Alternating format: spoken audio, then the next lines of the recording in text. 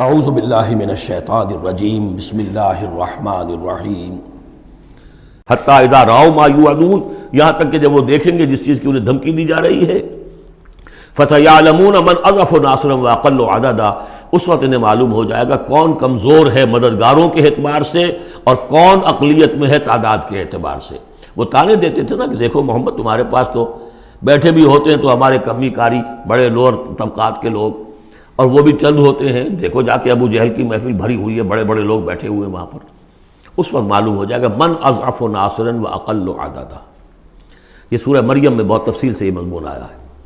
قل ان ادری اقریب ما توعدون ام یجعل له ربی امدا، کہہ دیجئے نبی مجھے یہ معلوم نہیں ہے آیا جس چیز کا تم سے وعدہ کیا جا رہا ہے، جس چیز کی دھمکی دی جا رہی ہے۔ وعدہ اور وعید بنیاد ایک ہی ہے، اصل میں اصل الفاظ ایک ہی ہیں، وعید دھمکی، وعدہ لیکن حروف اصلی وہی ہے۔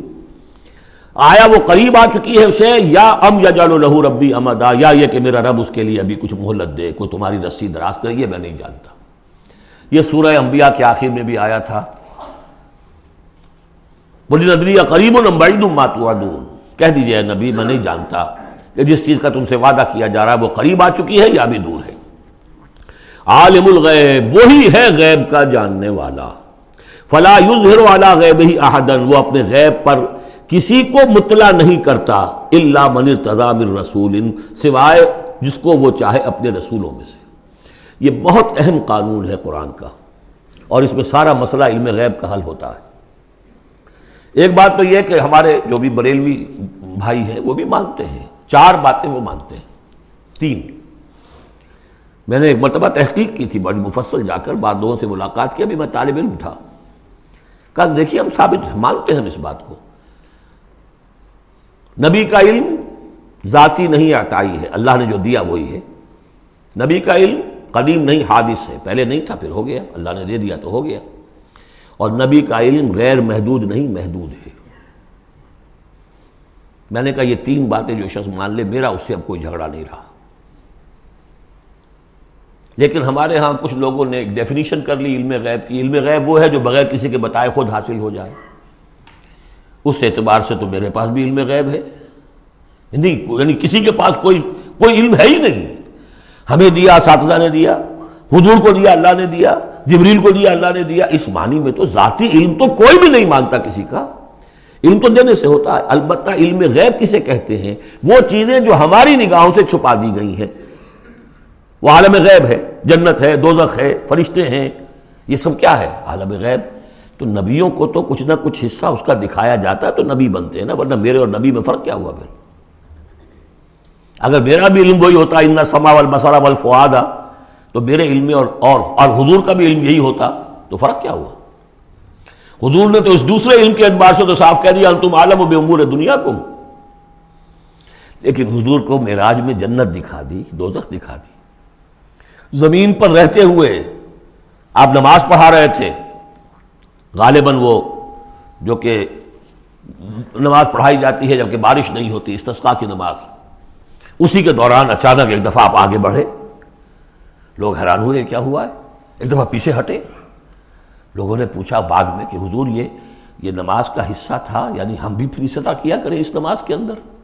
نے فرمایا نہیں، اصل میں میرے سامنے جنت لے آئی گئی، اب بے اختیار میرا ہاتھ بڑھ گیا کہ میں اس کا پھل توڑ لوں، اور میرے سامنے اس کے بعد دوزخ لے آئی گئی اور اس کا جو بمکا آیا گرمی کا، اس سے میں بے اختیار پیچھے ہٹا۔ دنیا میں سیر کرا رہے ہیں، بہرحال یہ غیب ہی میں سے ہے۔ البتہ کل غیب یہ جو مانے اللہ نبی کے لیے وہ کافر ہے، اور وہ مانتے ہیں، بریلوی بھی مانتے ہیں، کل غیب کا کوئی سوال ہی نہیں۔